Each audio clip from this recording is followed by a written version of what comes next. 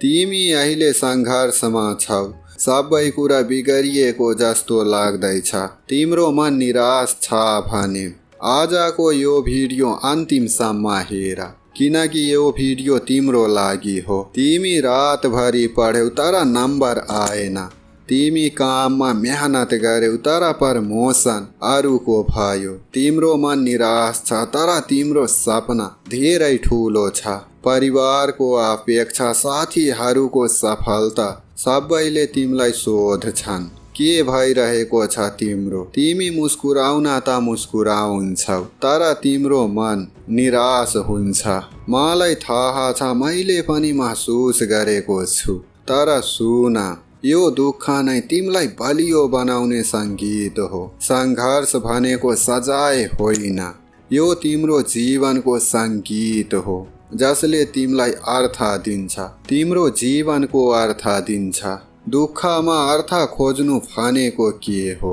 दुःखमा अर्थ खोज्नु भनेको हरेक आँसु पछाडि एउटा पाठ छ भन्ने विश्वास गर्नु हो। तिम्रो जीवनमा आउने हरेक असफलताले तिमीलाई सिकाउँछ कसरी उठ्ने, कसरी बलियो बन्ने।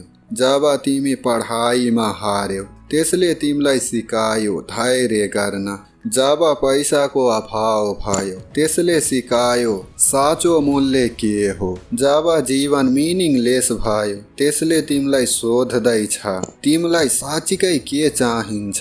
दुःख तिमीलाई तोड्न होइन, तिमीलाई बनाउन आएको हो।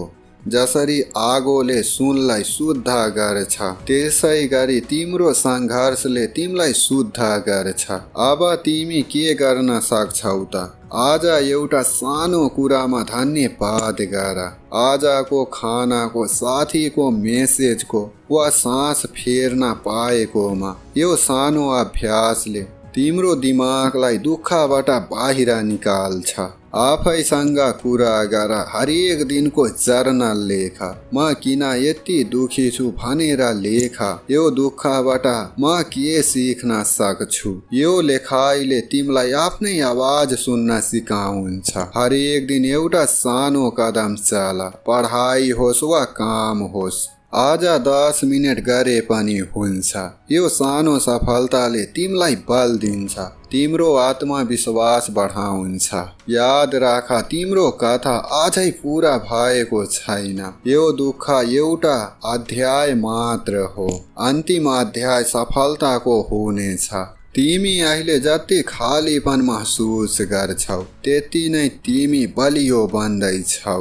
सङ्घर्षको यो सङ्गीत सुन्दै जाऊ, किनकि यो सङ्गीतले तिमीलाई एउटा अर्थपूर्ण जीवन दिन्छ। तिम्रो जीवनलाई सफल मात्र नबनाएर तिम्रो जीवनलाई अर्थपूर्ण बनाउँछ। यो भिडियो तिमीलाई मन पर्यो भने लाइक र सेयर गर अनि तिम्रो सङ्घर्षको कथा कमेन्टमा लेख।